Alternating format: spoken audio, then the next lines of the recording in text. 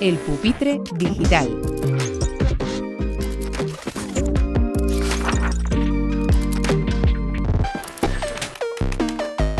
Bueno, pues muy buenos días, muy buenas tardes, muy buenas noches, en función de en qué momento estéis escuchando este video podcast. Hoy tenemos en el pupitre digital a Carlos Magro, pues una de las personas más conocidas en el ámbito de la educación, sobre todo en todo lo que respecta a transformación digital, a comunicación, pero también por llevar no tantos años, la asociación lleva muchos años, pero como presidente, pues unos pocos menos, y es presidente de la Asociación Educación Abierta, que aglutina a un buen número de personalidades, de personas muy relevantes del sector educativo y que trabajan por transformar la escuela y adaptarla al siglo XXI. Carlos, bienvenido y muchas gracias por estar en el pupitre digital. Pues muchas gracias a vosotros, muchas gracias Víctor por tu invitación, encantado. Bueno, pues muy bien. La primera pregunta es, ahora que, digamos, vivimos también una suerte, ¿no?, de guerra civil entre profesores, profesaurios y los revolucionarios de la innovación pedagógica, ¿en qué lugar te sitúas o cómo ves esa pugna? Bueno, la veo. Bueno, creo que sobredimensionamos un poco a veces yo el primero, lo que aparece en ciertos medios de comunicación o en redes sociales. Yo creo que esto nos da una medida, ¿no? Es una medida del debate educativo que no es el real. El real es el que, desde mi punto de vista, está en las aulas, en los centros educativos, en las familias. Y es un poco, quiero entender, y así lo veo yo, mucho más rico y más matizado. No me gusta mucho colocarme en ninguno de los dos lados. Creo que precisamente es lo que tenemos que evitar, no caer en la tentación de comprar este discurso constante de polarizado en dos posiciones, que nos vale para la educación, pero también lo utilizamos con la política, lo utilizamos con el fútbol, lo utilizamos casi ya con todo. Entonces yo creo que hay que, y más en el mundo educativo, tenemos que no comprar ese marco de discusión, no estar todo el rato si estoy en un lado o en otro, intentar huir de las categorías muy rígidas, muy claras, porque ahí no vamos a encontrar nada relevante. Yo creo que, y es un poco lo que trato siempre de hacer, y la vida educativa es mucho más gris en el sentido bueno de la palabra, es mucho más rica, tiene más matices, las cosas no son claras, son difíciles, y por eso, ¿no?, tenemos esas tensiones constantemente que atraviesan lo educativo, pero eso no se soluciona colocándonos de manera clara y distinta en un sitio o en otro, sino más bien intentando comprender qué es lo que no funciona, qué es lo que tiene que mejorar, qué parte de las posiciones de cada uno de esos grupos que tú dices tienen relevancia y cómo podemos entre todos mejorar las cosas. Yo creo que hay que huir de cualquier debate polarizador que, insisto, abundan, ¿no?, con todo lo que pasa socialmente en estos momentos. Pues precisamente desde nuestra asociación Educación Abierta, pues uno de, digamos, de vuestros mensajes, ¿no?, es buscar precisamente la pluralidad en la educación. Es precisamente lo que ha faltado, ¿no?, o lo que falta a la hora de conseguir un gran pacto por la educación y conseguir el consenso. Bueno, ¿cuál crees que serían las bases, ¿no?, o los ejes en los que debería asentarse ese consenso, que irrealizable parece, ¿no?, o por lo menos hasta ahora en la democracia en España? Sí, parece irrealizable, no pinta bien, porque, insisto, creo que no es una cuestión solo del mundo educativo, es una cuestión de la sociedad, que parece que caemos fácilmente en la trampa de la crispación, de la polarización, de la incapacidad para presentar debates argumentados o incluso criticar, ¿no? Pero constructivamente posturas de otros, ¿no? Yo creo que todo esto es necesario, pero ni nuestros políticos en estos momentos, y estoy pensando en nuestros administradores educativos, en concreto en las comunidades autónomas y en el ministerio, están siendo capaces de, digamos, bajar el nivel de crispación y trabajar por el bien común. No lo están haciendo. Al revés, creo que han entendido que el rédito político está en la polarización, y eso es un problema para todos. Ni los medios de comunicación tampoco están ayudando. Y luego hay una serie de yo diría, de personajes en el mundo más mediático de lo educativo que también están polarizando. Por tanto, no pinta bien la situación y, sin embargo, es hacia donde deberíamos ir. ¿En qué deberíamos basarnos? Pues eso es lo que no sabemos, pero yo creo que hay algunos documentos en los que todos estamos de acuerdo, que serían las bases, aunque parezca que están muy arriba, son las bases a las que tenemos que mirar. Yo creo que nuestra propia Constitución, es un documento que tiene 40 años y que probablemente necesite revisión, pero que creo que sienta, si lo leemos con generosidad, todos, creo que sienta las bases de qué podría ser un pacto educativo. Pero también hay documentos por encima del Estado español, por ejemplo, los documentos de los derechos de los niños o los documentos de los derechos humanos, que nos deberían dar pistas de hacia dónde tendríamos que ir. Y que creo que tiene que ver fundamentalmente con entender que la educación es un derecho, que es un derecho de todos y de todas, y por tanto que no podemos permitirnos que en eso que consideramos un derecho sea exclusivo para unos pocos, o sea de mejor calidad para uno que para otros, o que siga habiendo procesos bien políticos, bien pedagógicos, que sigan excluyendo y segregando a muchos niños, a los de siempre, ¿no? Fundamentalmente. Por tanto, yo creo que tenemos algunos documentos de gran nivel, digamos, político, que deberían marcar esas líneas, y luego tenemos también no grandísimos consensos, pero desde luego muchísima investigación educativa en la que hay bastante más acuerdos de lo que parece que luego en el día a día existen, que deberíamos estar también mirando, ¿no? Y entonces yo creo que grandes marcos legislativos tipo derecho de los niños, derechos humanos, nuestra propia Constitución, toda esa investigación educativa que tenemos, y también las múltiples buenas experiencias docentes y de centros educativos que ya hay en nuestra historia, serían tres buenos focos o tres buenos faros para construir una educación un poco mejor para todos. Ujú.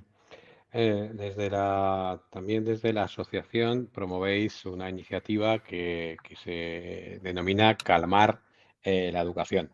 Eh, ¿Cómo casa esa idea de calmar la educación con los tiempos tan vertiginosos en los que vivimos y, sobre todo, con la incorporación de la tecnología que viene a acelerarlo aún más todo? Bueno, precisamente yo creo que si en algún momento ha sido necesario pisar el freno, levantar la cabeza y ser capaz de mirar un poco más lejos, es en estos momentos de, como tú dices, de extrema aceleración. La aceleración no nos deja pensar. La aceleración en pos de un supuesto futuro, ¿no?, que siempre está lejos, no nos deja ni siquiera disfrutar del presente ni trabajar por un presente mejor, que es, al final, nuestras vidas se juegan en el presente, ¿no? Ni se juegan en el pasado, ni sabemos lo que nos pasará mañana. Por tanto, yo creo que una de las grandes tareas que puede desempeñar la educación, al menos la educación obligatoria, es que nos la tomemos como un regalo de tiempo y espacio, que nos la tomemos como un momento que nuestras sociedades avanzadas, es decir, la sociedad en la que estamos, da a nuestros niños, adolescentes y jóvenes, precisamente para no sucumbir a esta aceleración que todo lo demás les lleva, ¿no? No sucumbir a la pulsión consumista, no sucumbir al ir solamente una especie de huida hacia adelante, sino al revés, tener el tiempo y el espacio para pensar, que es la condición fundamental, para pensar en las personas, para pensar en el mundo, para pensar en las materias escolares, ¿no? Pero yo creo que la escuela, si nos la tomásemos en serio, debería ser eso, ¿no? Un lugar de pausa precisamente para calmar esa pulsión aceleradora que nos impide pensar y tomar buenas decisiones en la vida. Luego, eso también es una buena idea para mí para construir la escuela que queremos. No una escuela desconectada, con esto no quiero decir una escuela desconectada de la realidad, pero sí una escuela que es capaz de pausar durante unas horas la realidad. Esto es un lujo, pero creo que es el lujo que les debemos a nuestros niños y adolescentes y por unos tiempos, unos años, ¿no? O unas horas al día, sacarles, ¿no? De esta vertiginosa aceleración en la que parece que estamos siempre viviendo. Insisto mucho, y yo últimamente lo he escrito con esta metáfora, ¿no? La escuela sería el lugar para mirar hacia los costados, es decir, para mirar a los que tenemos a los lados y a lo que nos pasa a los lados, y no solo estar mirando como en un coche que va a 200 kilómetros por hora hacia adelante, ¿no? Y por tanto no disfrutando de la vida y de lo que pasa en el día a día. Ujú. Carlos, una de las también casi rarezas en la asociación es que estáis representados, pues, pues digamos, la escuela pública, escuela privada, escuela concertada, digamos que es una asociación muy plural. ¿Cómo analizas, ¿no? ¿Cómo observas también la confrontación también constante entre, sobre todo desde la política, entre escuela pública y escuela concertada o escuela concertada y privada contra escuela pública? Sí, bueno, yo creo que es un síntoma más, un signo más de los tiempos que estábamos describiendo al principio.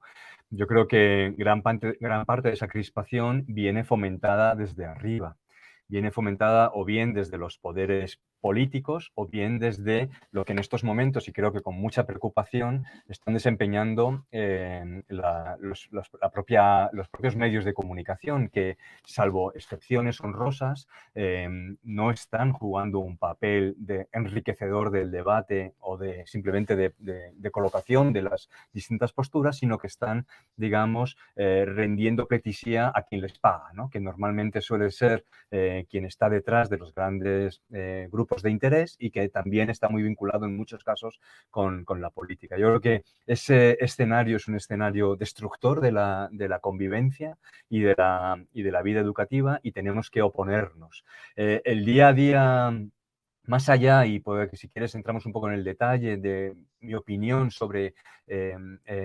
esa triple red ¿no? que tenemos en el Estado español, mi opinión es que la realidad, hay más convivencia porque trabajamos por lo mismo que enfrentamiento.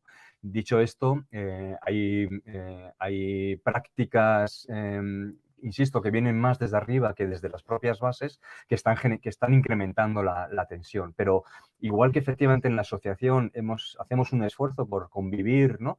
Personas que con espectros ideológicos, políticos, de trabajo muy diferentes, pero estamos juntos porque creemos que hay un valor por encima que sí que merece la pena que nos junte y que podamos debatir sobre temas importantes en educación. Bueno, pues lo mismo pasa en otros colectivos. Hay colectivos como Aula Blog, que tú conoces, que representa muy bien también esta idea en la que la escuela pública, los profesores, ¿no? Porque no es la escuela, los profesores individuales de la escuela pública o de la red privada, concertada o privada, comparten experiencias, prácticas, se ayudan.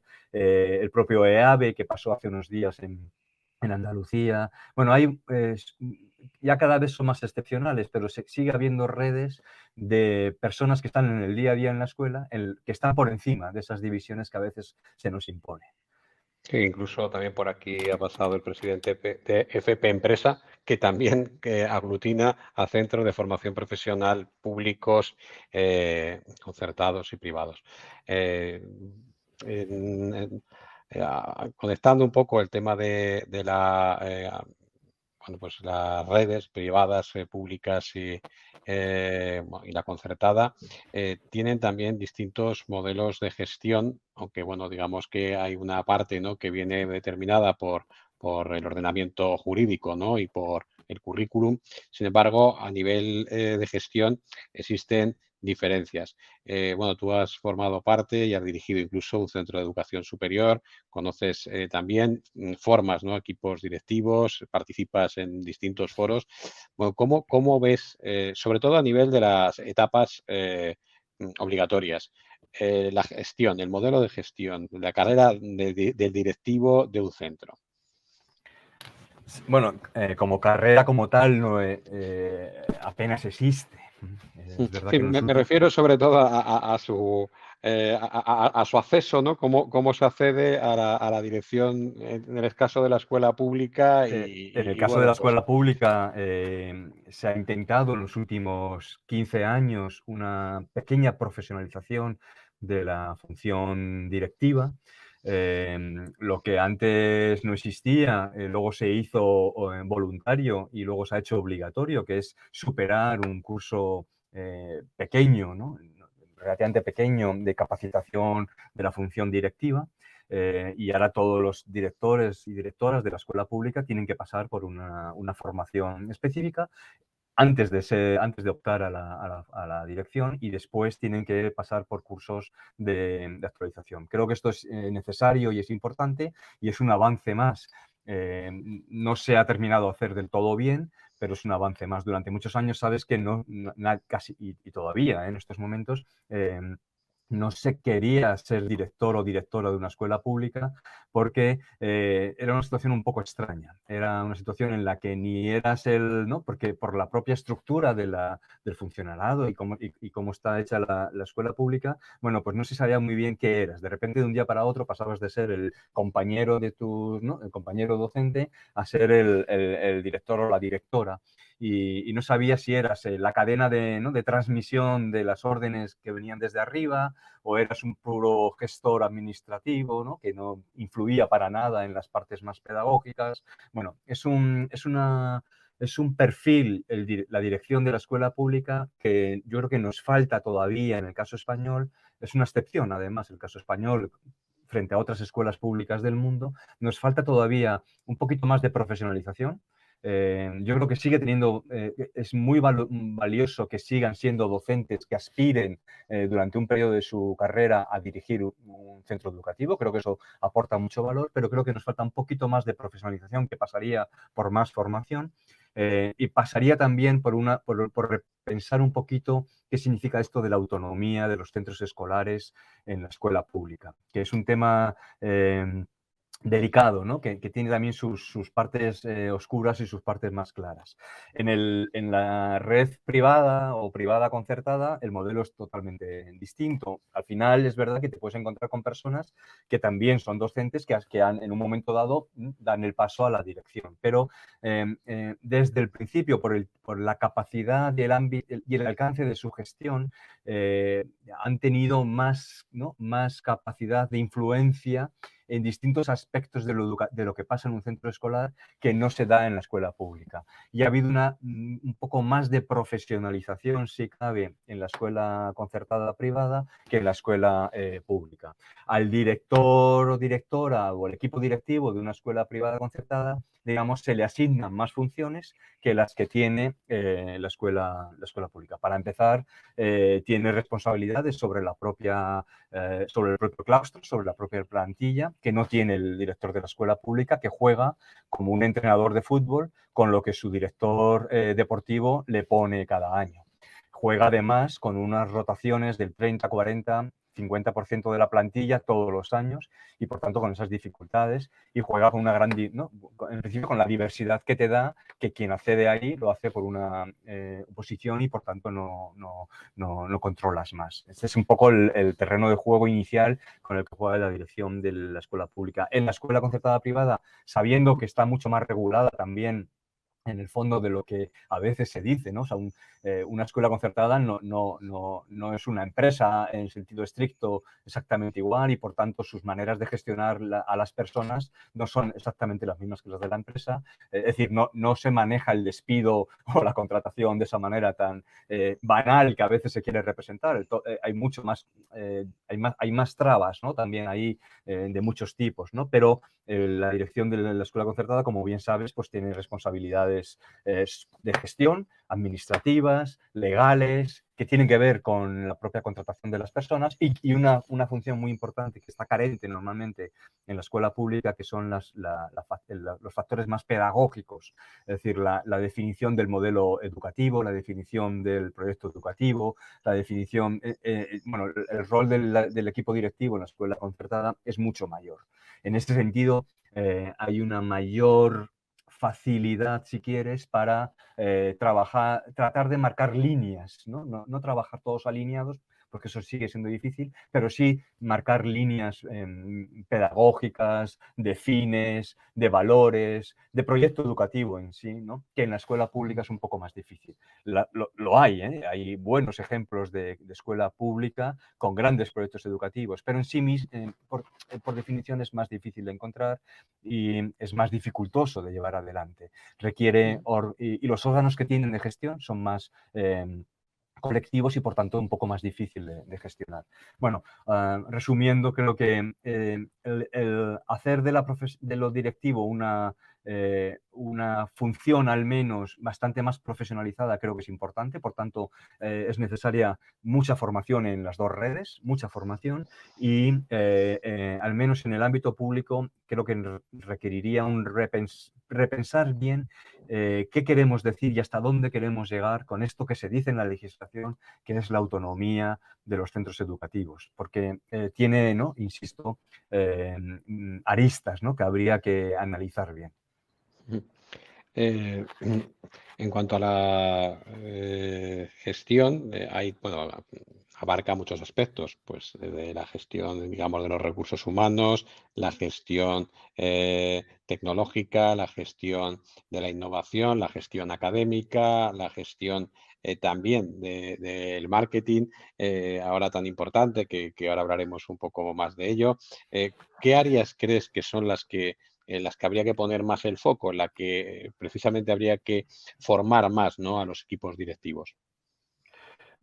Yo creo que la pedagógica sin duda, pero todos sabemos, es decir, la idea entre comillas, del líder pedagógico, o del equipo líder. Me gusta más pensar siempre en equipos que en personas con ideas, ¿no? ¿No? Que vienen, ¿no? Que bajan del cielo y que nos traen la buena nueva, ¿no? Yo creo que en lo educativo es muy importante la idea de equipo, porque solo desde el equipo uno es capaz de generar proyectos colectivos y compartidos por muchos. Y yo creo que la función que más habría que trabajar es quitar de la cabeza que la labor de la dirección es una labor puramente burocrática administrativa y que es fundamentalmente, porque estamos en un centro educativo, una labor que tiene que ver con lo pedagógico, con el modelo educativo. Ahora, dicho esto, y tú sabes bien, y todo el mundo que ha dirigido un centro educativo, ya sea de la pública o de la concertada o privada, sabe que sin una buena gestión previa, todo lo demás se nos va entre las manos. Por tanto, si me preguntas en estas, y por poner dos áreas grandes, ¿no?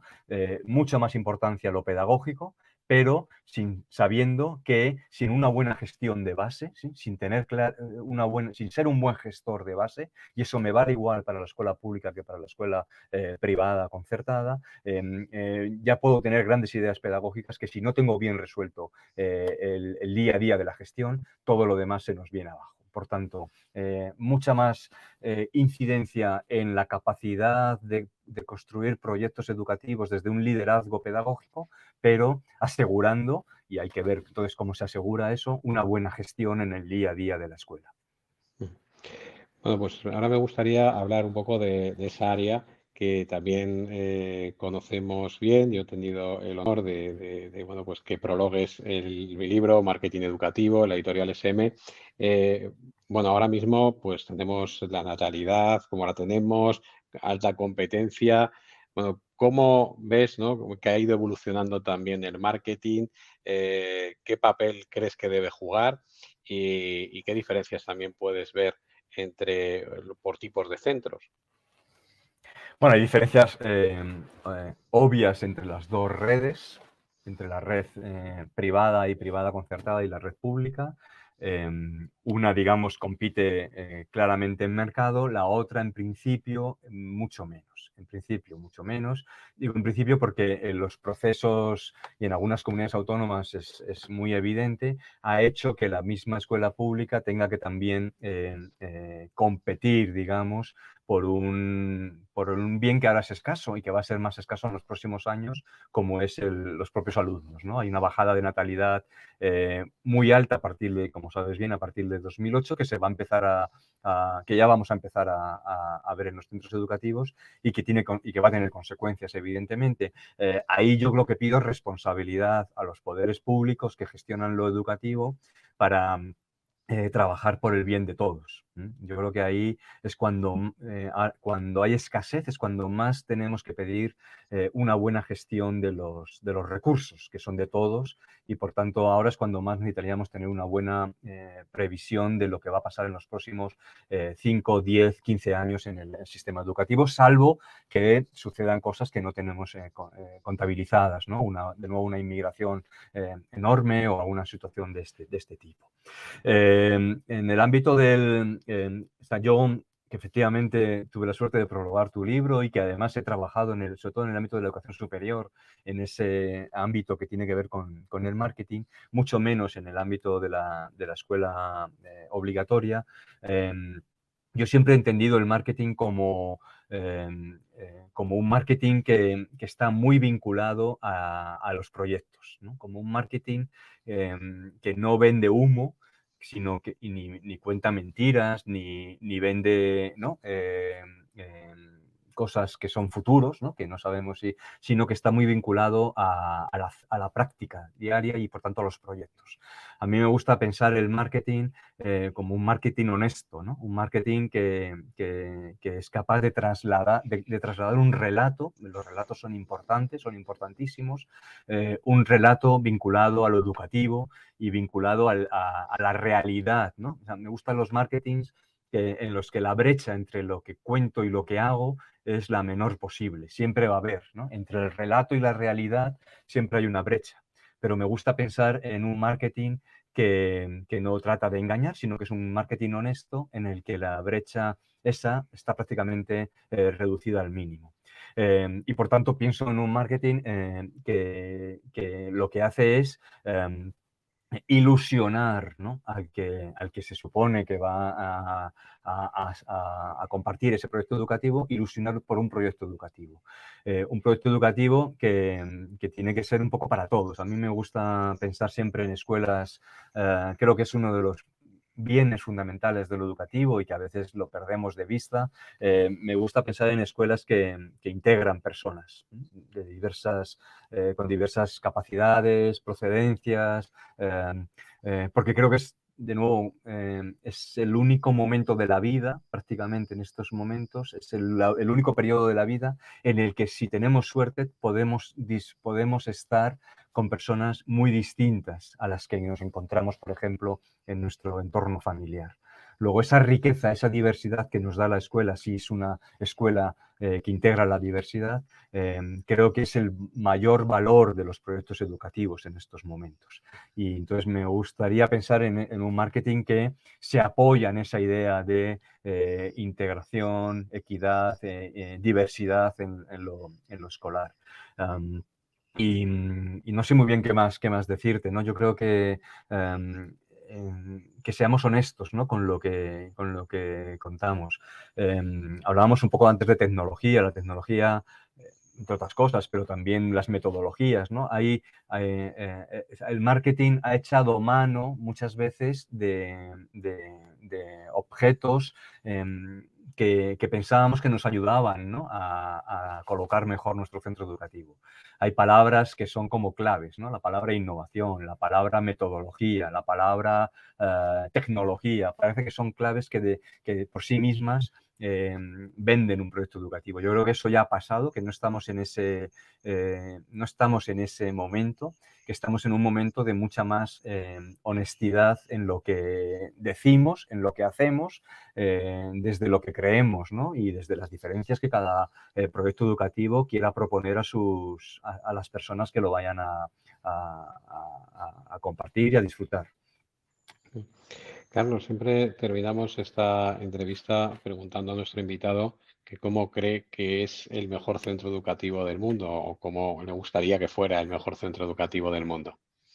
Bueno, más o menos te lo he estado diciendo, creo, durante estos minutos, pero para empezar sería un centro que acoge la diversidad. Yo creo que más allá de decir que el gran valor de lo educativo en estos momentos es dar la oportunidad a nuestros niños, adolescentes y jóvenes de convivir con la diversidad, de ser capaces de ver lo diferente, de ser capaces, como decíamos al principio, de mirar hacia los costados, de darles de alguna manera la oportunidad de ver que no todo el mundo es igual, pero que precisamente ahí está la riqueza del mundo.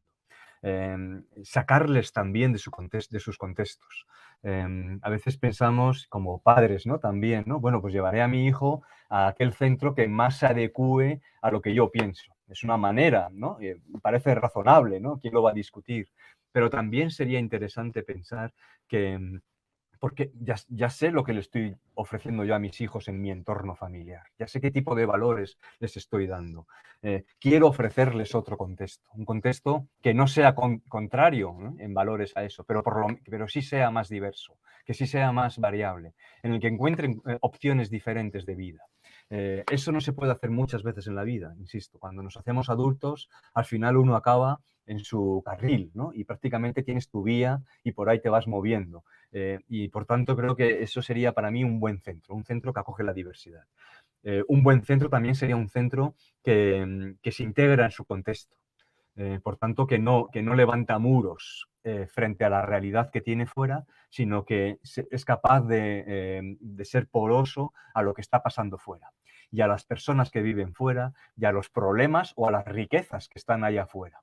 Entonces, un centro que es capaz de integrar a esto que llamamos comunidad educativa, pero también a la comunidad social, ¿no?, en la que ese centro se inscribe, que puede ser un barrio, que puede ser un pueblo, que puede ser lo que sea, creo que también es un buen centro. Es un centro que es capaz, por un lado, como decíamos, de ofrecer una cierta protección en términos de espacio y tiempo, de regalar espacio y tiempo a los chicos cuando están dentro, pero sin aislarles, sino que es capaz al mismo tiempo de vincularles con la realidad, ¿no?, con las problemáticas locales, pero también con las grandes problemáticas que estamos viviendo en el mundo, fundamentalmente los temas climáticos y sociales, ¿no?, que estamos viviendo. Luego, esa escuela que es capaz de proteger, pero al mismo tiempo también abrir ventanas para entender el mundo. Eso sería para mí otro buen centro educativo.